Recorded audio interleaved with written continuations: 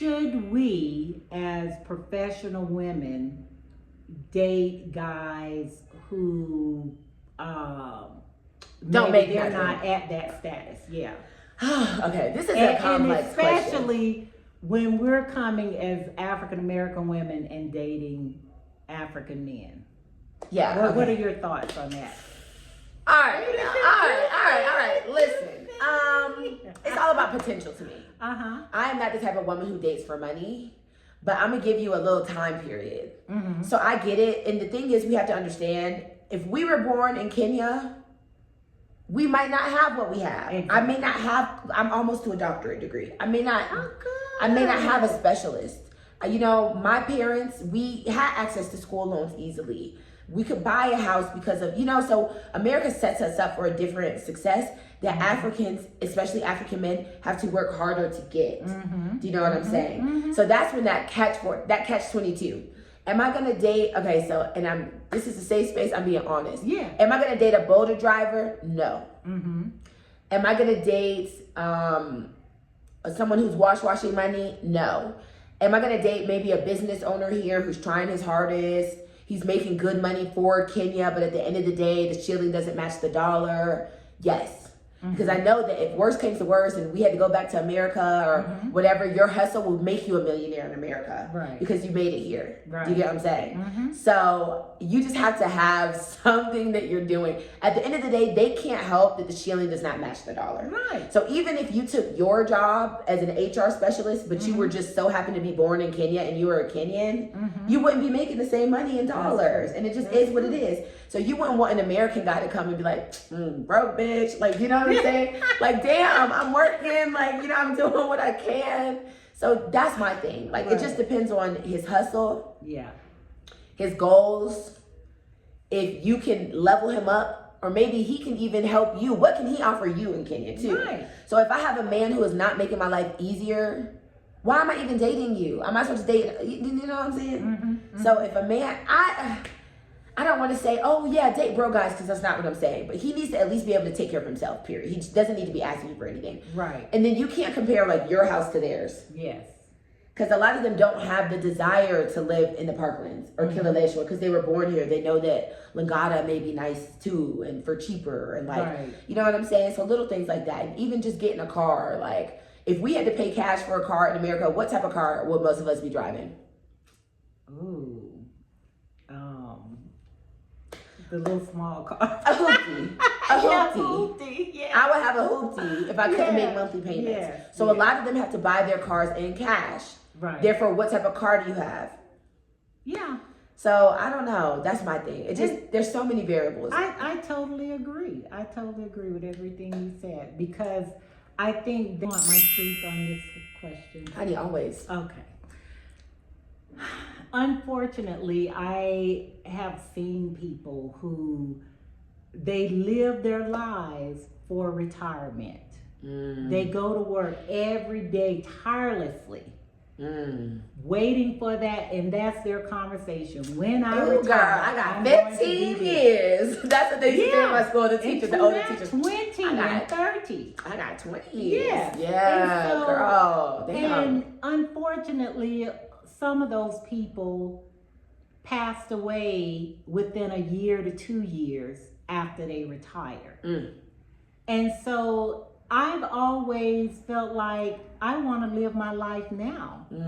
You know, I want to live now. I don't want to just exist until I retire. And then I don't know what kind of aches and pains I may have that I may not be, my mobility may be limited at that time. And then I can't travel as much or something like that. So live your life now.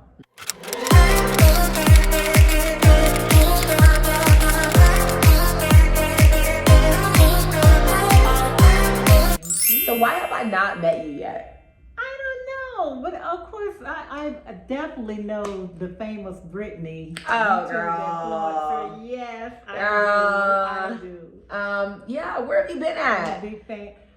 I've been around. Speak up. I've been around, just trying to figure it all out. Okay, so you don't really, because we have like our little events and stuff. Do you go?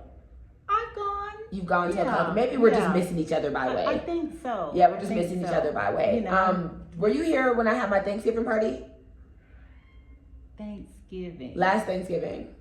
No, I had not moved here. I moved here in December. Okay, so you moved here in December. Yeah, I was in Zanzibar for Thanksgiving. Wow. Yeah.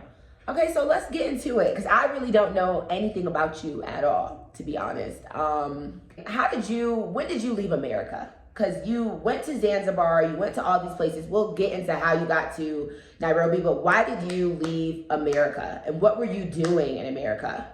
Okay, in America, I was doing what we all do, going to work, coming home, routine, surviving basically. But I must say I did have a good job. And what was your job?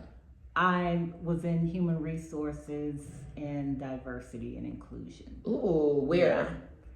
In Alabama, Birmingham. Wow, it's much working needed. For local government. Working for the local. So Alabama is a very historically racist state. Alabama, I would say, Mississippi, those are kind of like those like Bible Belt, real segregated, what's it called? De facto segregation, even still today. Yeah. So what was that like working with diversity and inclusion in a state that is kind of very like red line? I was actually recruited for this position because, perfect topic. They recruited me for this opportunity where they were in a federal lawsuit on discrimination. And I'm not surprised. But it was a old class action 40-year-old case. And so fortunately, I was there and contributed to being released from this. Oh, okay. Finally. But I must admit, I had never lived in Birmingham before, and I didn't know what to expect, and I kind of had a narrow-minded. Where were you coming from? It.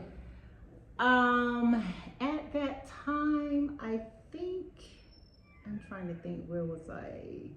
I was coming from Georgia, actually. What part? Atlanta, Macon. Okay, so I lived in Atlanta. Well, yeah, I lived most of my adulthood in Atlanta. What part? Ooh, Marietta, Jonesboro. Oh, girl, I used to live in Jonesboro. Clayco. I lived everywhere in Atlanta. Yeah, I used to live in Jonesboro off Terra Boulevard. Okay. Yeah, at the way and the Terra Boulevard, right when you about to hit Lovejoy. Yeah, I was closer to like Morrow area. Oh, okay. That's a nice little area. Yeah. Over there. Okay, yeah. I lived there. My house was off Candler. And then I lived off Satellite in Duluth for a while. Atlanta's big. You move around. Atlanta. Yeah, you find your place. Shout out to Atlanta. Shout out to Atlanta. ATL, yes. So you left Atlanta and then went to Birmingham. Yeah, for the most part. And surprisingly, it was up and coming. It wasn't bad in terms of when I was thinking like, okay, am I gonna be the only person there of color? Am I gonna, what is am I this gonna be dealing with? What's it called? A sundown town? Yeah, but it wasn't like that. Definitely, it's an up and coming city. Okay, really good. There's some progression there. Absolutely. I have not spent that much time in Birmingham, Yeah. Mississippi, Louisiana, none of that. Oh, okay. Yeah, I can't get into the vibe. You gotta get down with the South, girl. Down with the So you were working diversity and inclusion there. Yes. Are you married? Do you have kids? I am divorced for many, many years, over a decade. Amen. And and I have 2 wonderful children in Atlanta. They're still there. They're adults now. So grandkids? Yeah, no grandkids. Not yet. They're saying they don't want to have kids. It's stressful for us millennials. Is that what it is? It's stressful. And oh my gosh. And that's too expensive. Girl. Like, yes. you guys are too expensive. I'm one and done. My son has been so expensive. It's actually insane. Yeah, and then we have school loans. It's hard for us to get houses. You know, it's not as easy for us to build families as you guys. Yeah. So it's just not as appealing when you think about the misery you're going to have to deal with trying to raise a family. You can't even have fun. Yeah. Yeah, you know, I'm an empty nester, and it's wonderful. You live in life. You like my mom. My mom, me and my brother are grown now, so she moved to Tampa. She just got divorced. She's living her best life. Yes. She is living her best life. And that's what my daughter says. She said, I tell everyone my mom's in Africa living her best life. Best life. So you were in Birmingham, and then you're just like, what made you like, you know what? I'm about to transition my life onto the continent of Africa. Yeah, I thought, after assisting with contributing to this milestone for the county, I thought it just seemed like the timing was right, and I've always admired Africa, always had a desire. Anytime someone talks about it, anything I can hold on to that connects me to Africa, I was doing it. So about 7 years ago, I had my first trip on the continent and, fell in love as I expected I would. And yes, it was romanticizing. I know. I'm home. Yes, absolutely. And so I'm like, why should I be just inspired by Africa when I can actually live it? So tell me about your first trip here to Africa. My first trip, actually, it was my, she's my dear friend now for all these years, but I met this young lady who was my nurse when I was hospitalized. I was having a procedure done. And she mentioned that, I could tell her accent. And I was like, where are you from? And she was like, I'm from, Tanzania. And I was like, oh my God, I always wanted to go to Africa. Da, da. So she was like, if you ever decide to go, just let me know when you're ready. Let me know. And she was like, and my country would welcome you. So about 3 years later, I called her on that and was like, hey, I'm ready. What took so long?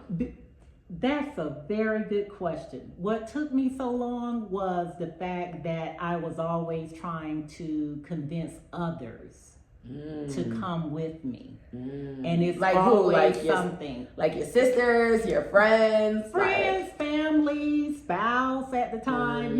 It was always something in terms of whether, and it is an investment. It's expensive. Yeah, so it's always the timing, and especially even when I was married and the kids were much younger, we couldn't afford a family. That kind of thing. So it was finally, and I was like, you know what? I'm longing for this, and if I'm gonna do it, I would do it even by myself. And so basically, my friend connected me to some other friends who, families actually.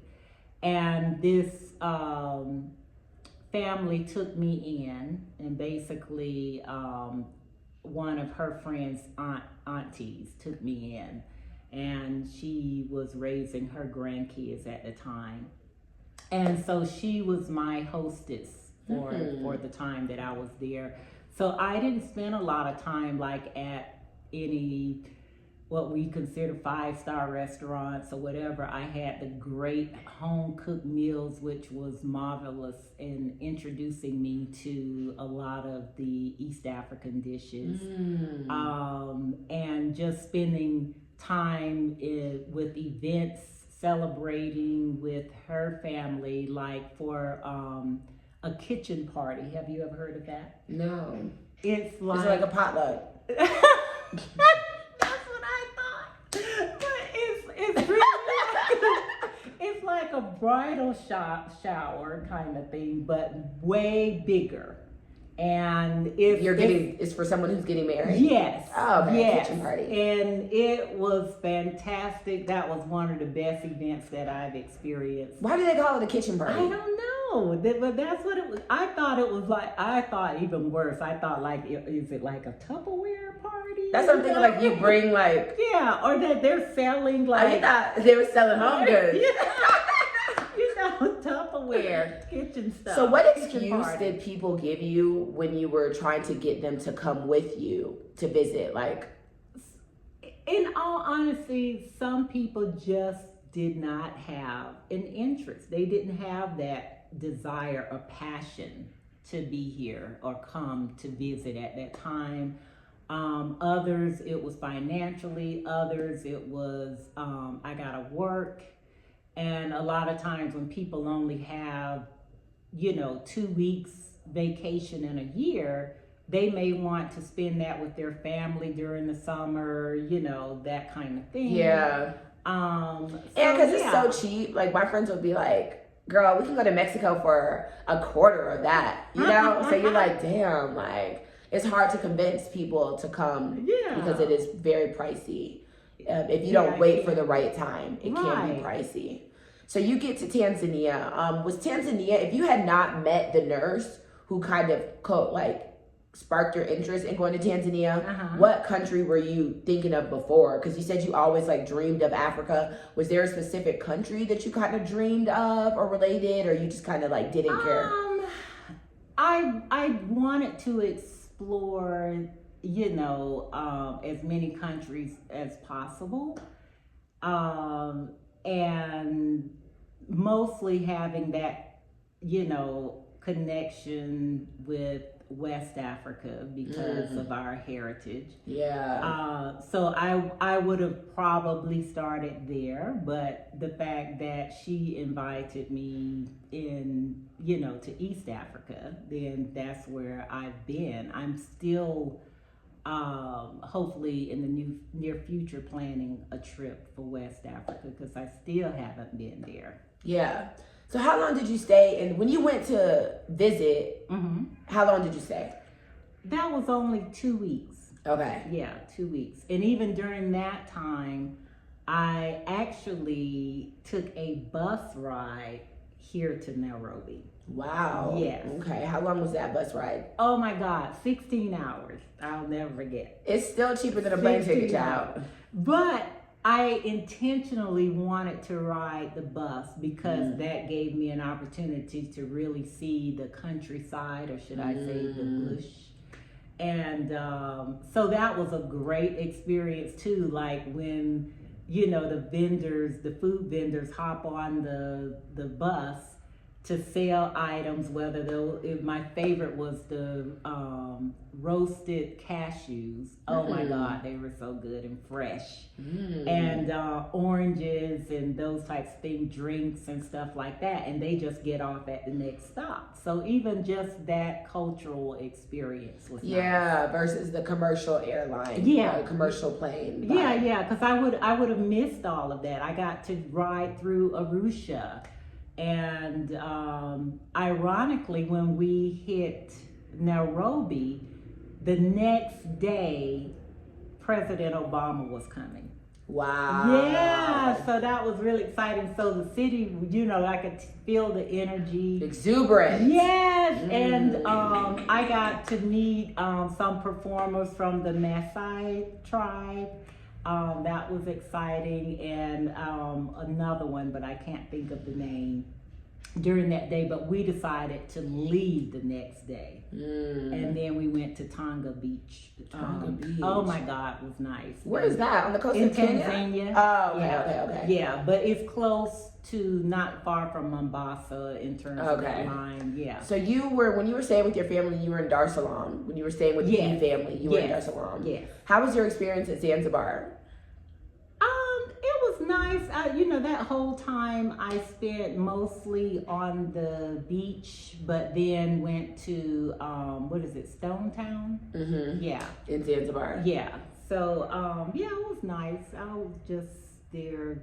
I don't know how long. Was it a week or 2 weeks? Yeah. But that was my transitioning trip from Rwanda to come here. And you weren't scared to just like kind of pop up at this family? You don't really know them. Like, did you have any apprehensive, like any fears or nothing? You just felt comfortable to go. I love that for you. And the thing about it, because I get that a lot. People are like, "You're so brave.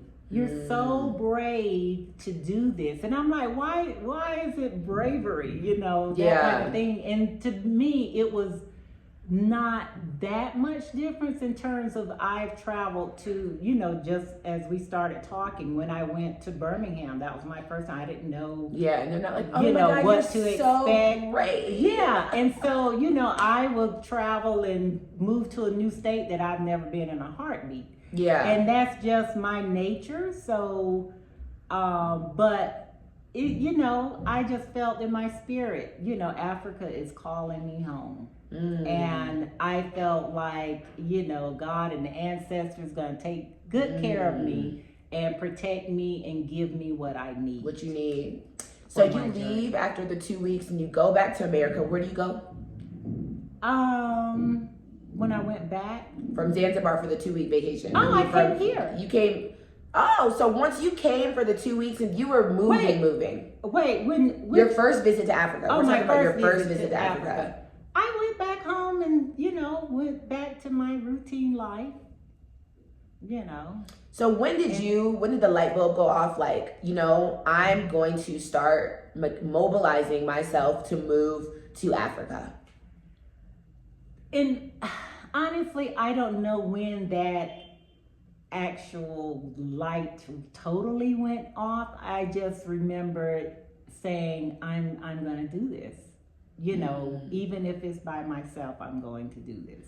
Wow. And this was even before I started researching like YouTube and that type of thing. But I was like, when I did, I started finding all these video footage of people who've experienced it. And that's the beauty of now versus back then. You didn't have a lot of coverage on, you know, being here and moving here and what it's like as an African American to move here. So I just felt like even finding that information was in line with my spirit telling me it's time. Yeah. Do you wish that you had visited Africa sooner and moved sooner? Or was the timing right for you? I think everything happens in its season. And so, yes, in that this was my time. It may have been, I may not have been financially able to move and do what I've been doing all this time. Yeah. So, you know, so I don't take that for granted either, that I've been very blessed to be able to have a leisure life here. As I figure it out. And we'll get onto that. Yeah. So you come back, you move from Birmingham after the vacation. You wait a couple years, right? How long after you got back from your vacation did you actually move to the continent? Well, like I said, that was 7 years ago. Yeah. So I wasn't even in Birmingham then. I wasn't even in Birmingham. Okay. Probably had hit a couple other spots. I know I was in Macon. I went back my home area, Tallahassee, Florida. Shout out Florida A&M. But so that was 7 years ago. Okay. Yeah. So you just got here. You're fresh. Pretty much. How long? What did you do? What did you have to do? Because there's a lot of women your age and black women looking like, hey, are you retired? No. No. Not really. Well, hey, you know, I'm feeling financially stable. Yeah. I'm at that point in my life where I have a nest egg to go move to Africa. What steps did you take, like mechanically, to get here and get ready to move? You get what I'm saying? Like, yeah. I sold my house. So I can say, like, I sold my house. I paid off my credit card. I got rid of my car. Like, what did you kind of do? I think subconsciously I started doing that, you know, I would say maybe a year or two before I actually moved. I did sell my house. I gave away everything in the house. Dang, girl. I know. And you need money, child. You moving. And well, actually, because it was around COVID, and people coming in and out the house to look at stuff, touching stuff, or all of that activity, I was like, you know what? Not interested. Just take one person, well, come get it all.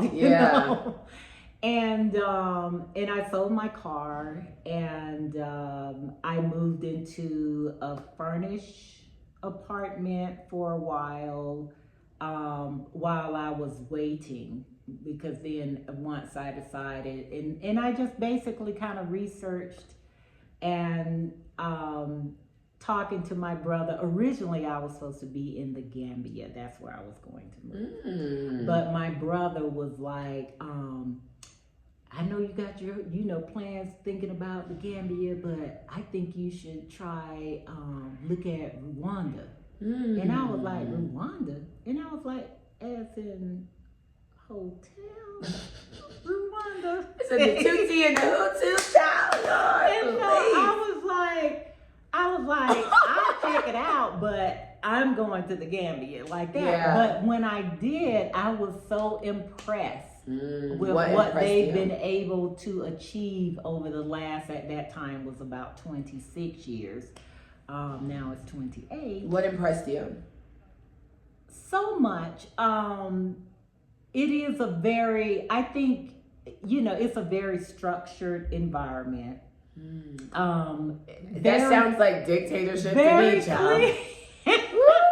Very clean. I love the clean. I felt extremely safe. They promote women in leadership, even like 65% of their executive leaders in government are women. Yeah. And they require you to have at least 35% of your workforce should be women. So you would see them in the non-traditional positions. Yeah. And and so I think that was a great soft landing for me. I don't regret it at all. And I don't know, parts of it felt like still humble beginnings, and I love the fact that I started there, because again, just transitioning into some of the African culture helped me even when I was here, because it's like, oh yeah, I done that when I was in Rwanda. What were some things that you had to work on transitioning into? Oh, wow. Or getting used to? I'm gonna say just finding stuff. Little stuff, like, does anyone know where I can find some apple cider vinegar? That kind of stuff. Just basic things. And then a lot of things are handmade. Like when you're saying, okay, I need a bed, or I need a sofa. And then they'll say, okay, well, I can tell you this guy who can make you one, or you just show him a picture, and that's kind of hit or miss. Yeah. But it's developing and it's growing, but I would say Rwanda has done a phenomenal job in terms of developing in that short period of time. They're still healing. No joke about that. They're still healing. And they're trying to maintain a united culture at this point for the sake of peace. Okay. But it's, I hear that Rwanda is a bore. It's a snooze. I would say that it's not fair for me to. This is a safe space. No. I know, because it's just you and me talking, right? But no. We keep it real here. But I'm saying, and I'm keeping it real, because, and I want to be fair to Rwanda. When I was there, it was during COVID. Okay. And so honestly, I didn't get to go out to the clubs or see that type of lifestyle there, which I know they had it because everybody talked about it before. You know, like, oh yeah, before COVID we had it's lit. Yeah, it was and so it was lit. like, it was, yeah, exactly. And so, you know, when we had the essentials, now Rwanda does not play when it comes to, you know, the whole COVID thing. And so, you know, like there was a lot of times we were on complete lockdown. There was, you know, times where, you know, there were curfews in place, you know, those types of things. So I don't feel like the period that I was there that I had the opportunity to really see Rwanda in its glory and peak and nightlife and all of that. So why didn't you wait to leave until that could manifest itself? Because that was not important for me. And for me, it's about exploring as much as this continent as possible. Okay. And even what happened was last year, September, October, I had a visit here in Nairobi. And I really liked the vibe of Nairobi. And I was like, okay, this kind of feel, you know, that real city life type style. And so when I got back to Rwanda, it was like, okay, I'm going to start preparing the transition back to Nairobi. Kenya stole you, girl. Yeah. So, you know, and I'm sure at some point I'm going to explore West Africa, South Africa, you know. So you're not looking to settle? I am at some point, but I'm not putting anything written in stone. And one of my friends, I like her phrase, I'm here until I'm not here. You know? Say that again. It is what it is till it ain't what it is. No more. Exactly. And it doesn't mean that it has to be something negative that happened in terms of that. It's about exploring the cultures. And when we're talking and when we want to talk more than just about the one African country, we need to explore. And I would recommend others who are able to do that to definitely explore. And I'm doing this later in life. You know, a lot of people have, even a lot of the expats, they've gone to other countries, even outside of this continent, and lived there. And so they have more experiences that, you know, they can share. Yeah. Yeah. I have only lived outside of the United States in Africa. I've never lived in like. Me too. So I have no interest. Like if it's not Africa, I'm just gonna stay there like that. Same here. I really love it. I have no desire to live anywhere else. I would love to visit other places as I have. I've been to Australia and some other places, but you know, this is home. This is home. Either I'm going to be Africa home or home in America. Yeah. You know what I'm saying? Yeah, and then of course that, and I think it's important for us to say that when we're developing and establishing ourselves here on the continent, we're not disowning our American roots as well in terms of the culture. I am. But I'm saying, because we still have family there, there are still certain things that, you know, and I know a lot of people indicated like their reason for leaving America was because they wanted, you know, to get away from all the negativity and the things that's going on, racism, all of that.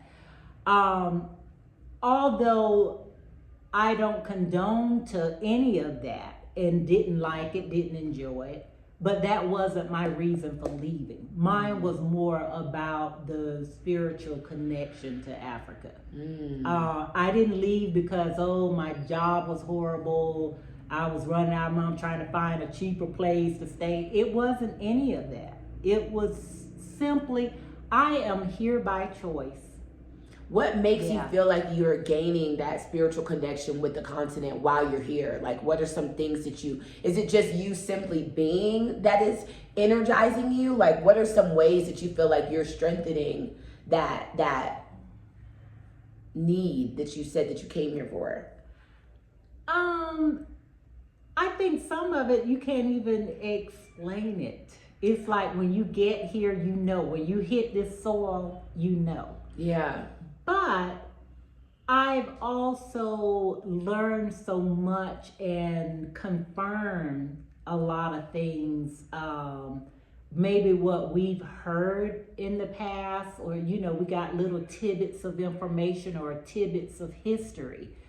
And just being here, we can really understand what happened and how has it really impacted us. And I think it has impacted us so much that we're not even consciously aware of how much, in terms of being in the West, has impacted us, and we don't even realize, like, yeah, definitely. Like, this allows me to wake up. For real. You woke. Yes. What are 3 lessons that you have learned since you have moved? 3 lessons I have learned. It could be about yourself, others, just 3, like. I would say 1 would be just within myself, trusting my spirit, trusting, you know, really getting in tune with my ancestors. I feel closer to them here. And I know that people like, oh yeah, right. I do too. I do. I get what you're saying. I really feel closer here. I feel like they are reason why I'm here. I'm standing on the shoulders of my ancestors. They couldn't return. I am returning on their behalf. And I feel like that's a responsibility that I shouldn't take lightly. 2, what have I learned? I've learned to appreciate the simple things in life and embrace it. You know, even like in Rwanda, my guard would always talk about, you know, well, the sun is coming, so we need to do this, you know, and really depending on the land and the earth to kind of dictate how we do things, what we do, how we live, what goes in our bodies, that type of thing. And thirdly, just having the freedom to enjoy life. What do you do here that makes you feel like you're enjoying life that you couldn't really do at home? What do your days look like here? Well, we really want to talk about that. They're not excited right now. Well, no, everyone has a different. I know. Everyone has a different opinion of exciting. Like what excites me drains other people. Okay. You know what I'm saying? So somebody could be like, I want to move to Africa so bad, so I can just sit outside on my porch and look at people walk in and read a book. That is so exciting. You know. I have had the opportunity because I am exploring and fine-tuning things to start my business full-fledged. And I've been probably not moving as swiftly as I normally would in America, because see, that's American standards. Here, everything is about timing, you know, in terms of laid back. You're waiting on information. It may come months or 2 later. Those types of things. So it gives me time to be very thoughtful and strategic about what I choose to do. Intentional. Yeah. There we go. That's my word too. And that was something that I always tell people, that I am being intentional about living my best life now. Yeah. What is your business? My business is human resource consultancy, and it encompasses everything from executive coaching to diversity and inclusion, change management, policy writing, all of those things. And I offer soft skill courses online. Wow. Yes. And is this a digital business or something that you're trying to physically bring to Nairobi? One of the things, actually, my business is based out of Rwanda, and I've opened. That's like above Nairobi, right? Are you saying you're saying Rwanda or Rwanda? Rwanda. Oh, Rwanda, because you know there's a town called Rwanda. Right, Rwanda. Yeah. Rwanda. Yeah. So in probably most Americans do pronounce it Rwanda. So I say Rwanda. Rwanda? Yeah, how do you say it? They pronounce it Rwanda. In Rwanda. Yeah. Girl, I say Rwanda. Like Wanda. Kind of like Tanzania. We say Tanzania, but there they say Tanzania. Tanzania. Yeah. Or Yeah. Tanzania. Yeah. Okay, so your business is based out of Rwanda. Yeah. And how do you plan on making that work if you're here? I extended a branch here. One of the things that, we all found ourselves adjusting, this is where that change management comes, adjusting our business model to fit the needs of where we are today. And so where we are today, we were in this major pandemic, and then it's like, okay, should something like that happen again, how are we going to be better prepared? So I have basically created a virtual business model so I can do my business full-time online. I love that for you. And, of course, I can always meet face-to-face. That's the easy part. But if I need to run full-time, 100% remotely, I can do that. Yeah. And that's even part of what I'm doing in terms of being here. I want to establish my business and clientele here. I'm going to circle back to Rwanda and develop more. But I actually started a lot of that here. My first year on the continent was more for me to do an assessment of what I want. I love interior design as well. That's one of my little hobbies. For real? Okay, we need to collab. So I was looking at some of that as well, and I'll probably end up circling back to that. But for immediate needs that I didn't need a whole lot of overhead, I could do online capital, didn't need a lot of capital for it to do my HR consulting and create a virtual model. What are soft skills for those who don't know? That's anything like if you're trying, like for instance, if you need to improve your management skills, or you need to understand like what are some of the policies. For example, I created bundles, maybe that it deals with customer service in terms of how to improve that with your organization, and or compliance training. Like you have really pretty eyes. Thank you. Compliance training. So those are some of the things that can be very helpful in terms of where you want to improve your professional development skills. So Do you think that there's a big I have need like for over that? 150 courses. Absolutely. Here. Yes. I'm saying specifically here. Yes. And that's one great thing. Those the courses that I offer can be applied to any industry anywhere in the world. Yeah. I love that for you. And it's on-demand learning too. So it's, I think about those people who work on shifts, because when I work for various organizations, let's say if someone worked the night shift and we're providing training, they have to come in during the day when they're supposed to be sleeping, resting for their shift. And then that alters their work. This makes it more convenient where you can do it on your night shift, you can do it from home, wherever. You know, as long as you have Wi-Fi, you can have access to these courses. Yes. So you came here. You're not retired. No.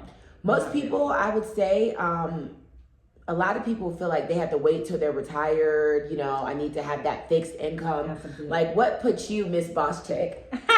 What put you in the position to where you didn't have to wait to retire? Like, what are some financial tips that you can give others who maybe wanted to escape the matrix but don't want to wait for retirement? You want my truth on this question? Honey, always. Okay.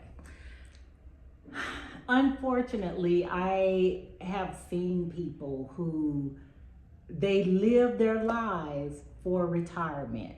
They go to work every day tirelessly, waiting for that, and that's their conversation. When I retire, girl, I got 15 years. That's what they used to do in my school. The teachers, the older teachers. 20 and 30. I got 20 years. Yes. Yeah, and so, girl. Damn. And unfortunately, some of those people passed away within a year to 2 years after they retire. And so I've always felt like I want to live my life now. You know, I want to live now. I don't want to just exist until I retire. And then I don't know what kind of aches and pains I may have that I may not be, my mobility may be limited at that time. And then I can't travel as much or something like that. So live your life now. Make it happen. Make it a priority. And I found that that's all you have to do. You have to make that decision. I think the hardest part of this is committing, just making the decision to do it. Would you have moved here with your family when your kids were younger and you were married and doing all that? Now that you're here and you're in it. If I could have gotten my ex to, yes. Now that you're here, you feel like you would have. Would I recommend for families to move here? Yeah. Absolutely. And to be honest, you will be giving your child a gift. A gift.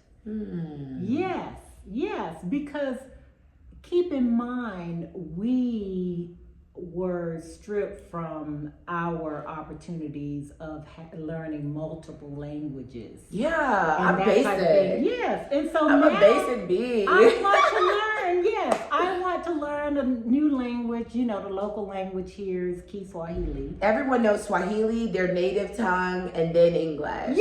Yes, and even in Rwanda, a lot of them know, you know, French, English, their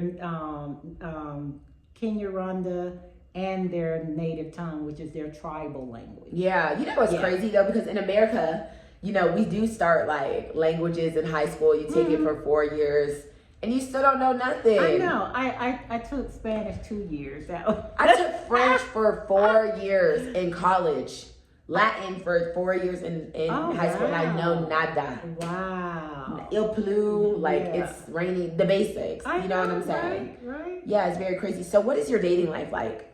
Ooh, are we going there? Yeah, this is a safe space. She keeps saying safe space.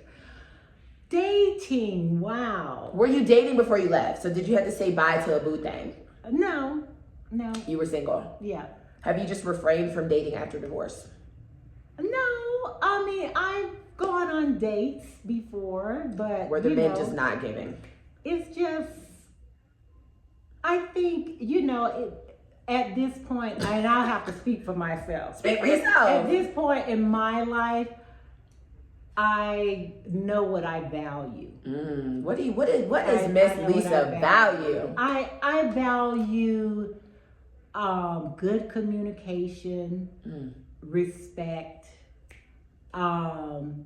and you know that we both bring something to the table to complement each other. Partnership. And yes, now that's the thing too. We come and we're trying. We struggle. We struggle with creating our Western expectations and trying to implement that here in a foreign land. It just doesn't work. It doesn't work. And you find out too where we're spending, you know, 4 times as much on something, and they're getting it in their neighborhoods for less, a lot. That's less. the advantage of having a little native, Yeah. a little local boo thing. There you go. I made that mistake when I moved here. I moved into the Westlands. I am like a big, like, I want it now when it comes to my home, because my home has to be secure and like beautiful, or I don't feel right. I have to have a good aesthetic. So I'm like rushing to Sarit to buy my rugs, $200 each. Yeah. Getting my furniture made. My bed was $300. Got 4 beds. Getting TVs. Do you know what I'm saying? Yeah. Like all these things, because I didn't take my time, go to Eastleigh, go to TRM, go out, go to Toy Market. Yeah. I just was rushing because the things around here cost more. And I didn't have a local man. All I had was my expats at work. Like, oh yeah, go to Sarit to get this. Go to Westgate, they have this. I didn't have anybody like, girl, you better hit the street. You know what I'm saying? Yeah, so things can be cheap, but we make them expensive by not immersing ourselves deeply in outsourcing. Because even, you know, when I was looking for a refrigerator, I'm looking for, you know, our American standard size. And, you know, I ended up getting a smaller one because that's the space that was, you know, available in terms of my apartment. And I don't even keep that much in that. And so it started, exactly. So it's like you really start thinking about, why do we get this? Because we're fat. Because that's what we've been programmed. You need the huge double door opening refrigerator when really you can barely fill up a small refrigerator. And then that also just shows you the consumerism that they want you to have, so you can fill up that huge refrigerator with stuff you don't need. And I'll give you a perfect example, you know, again, my ignorance. We were talking about when I first visited the continent, I was in Tanzania. The person that I was staying with, she had a very small size refrigerator, like what you would consider almost like a dorm room size. Oh, like a little, like maybe a little like bit this the taller big. one, the taller one, but it was still a little bit, you know. One second. I'm gonna pause this. Let me answer this. You were talking about the lady with the dorm size refrigerator. Yeah, so I was like, oh, she can only afford a small refrigerator. You know, she doesn't have it. But again, this is part of being exposed to the culture, appreciating it for itself and not making a comparison. Yeah. Because in reality, she didn't need a big refrigerator. And she knew it. Eat fresh food every day. They don't have leftovers and all of that.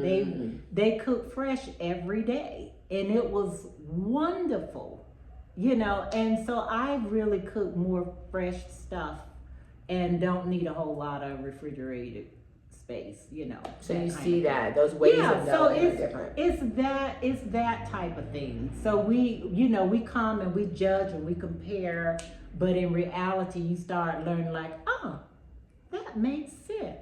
Wow, and I've been spending all this money keeping stuff in the freezer for fancy months. Refrigerator that I'm not going to use, but it looks good. It's nice. That kind of stuff. So what do you do to maintain relationships with your family members? Like with my kids, every time they call, which I really do appreciate this, they FaceTime me, so we talk and get to see each other. I still miss hugging them, but that's really helpful, and thank God for social media, because I can contact other family and friends through Facebook Messenger, WhatsApp.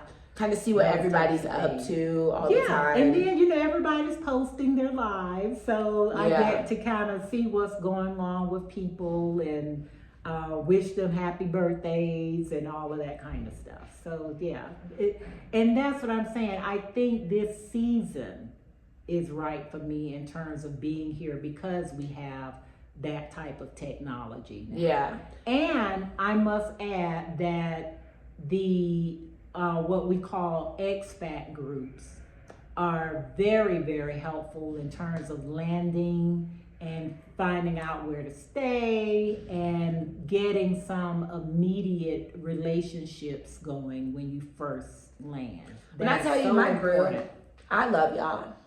Oh, I do. Oh, we love y'all. Are my too. backbone here. I have met a lot of crazy motherfuckers here, but I've gone through friends but y'all are my constants in my rock. Yeah, you know what I'm saying? That I can always count on for y'all to have that relatability factor with me. You know what I'm saying? Yeah. So it's like y'all are my soft landing. Oh, that's so sweet. And then of course, the beauty of it is you develop these relationships because now we become family. Yeah. And so it's like, hey, you're in town and it's like at home, girl, I need a place. Where are you gonna be? I need to crash for a couple of days. I'm coming in town. You gotta have it. Yeah, you gotta have it. Or bring this when you come. We do that a lot. Yes. Anybody going to the States? They bought my laptop. I broke my laptop. My mom bought me a new one, and Faye brought it to me, and I was like, God is so good. Yes. We need each other because sometimes you get lonely. Not really. Be honest. Wait, do I get lonely? Do you lonely? get lonely? Of course. Yeah. Of course. Yeah. Sometimes I get lonely. Even when there's a lot of people around. You just feel like... Yes. But you know what? Sometimes I even felt like that in the States too. Yeah, so it's not just here. But, and I will get to visit soon my family, so I'm excited about that. But but you make it work. Do you think your husband is on this continent? Your next husband? Hopefully. What if a man, so say this man is watching, he's a nice Kenyan gentleman, he wants to hit up Miss Lisa. What is like your perfect first date? Oh, wow. My perfect. What would he need to do to bring the fire to you, child? I don't know. I think more importantly, being themselves. Because that's what it's about. You can put on a facade to try to impress me, but if you can't keep it up, that's not going to be enough to keep me. You want something authentic. Yes. So absolutely. if he's like, let's go feed monkeys at City Park, you cool with that? Yes. Oh, girl, you nice. I am. Because my thing is, I like adventurous things. Okay. And although, I do love fine dining and whining and so forth, but I love simple things too. I mean, find a great, perfect spot with a view and let's have a picnic. Give me your hand. What? And my hands are cold. What? Your hands are cold. Yeah, they are. I'm going to guess your sign. Okay. Pisces. No. Dang. All right. It's been a while. One more time. My cold Your hands energy. throwing it off. Yeah, it's your hands too cold. Gosh. My hands throwing you off. Virgo. What are you? Sorry, I'm Scorpio. I was guessing around there though. Pisces, Virgo, Scorpio, they're all very earthy and emotional. I can tell you're emotionally driven. Yeah, I'm a Cancer. Do you know we like... Okay. Yeah, I'm a Cancer. I'm a domesticated queen. Lovely. Y'all are a little crazy on Scorpio. So do you plan on ever living in America again? I won't say never, but it's my hope to remain here on the continent for the rest of my life. Have you ever tried to encourage your daughters to move? I just have one daughter and then my son, and my daughter responded like, well, Mom, that's your journey and it may not necessarily be our journey, but I think, at some point they will come and visit. My son has been researching, so I'm happy about that.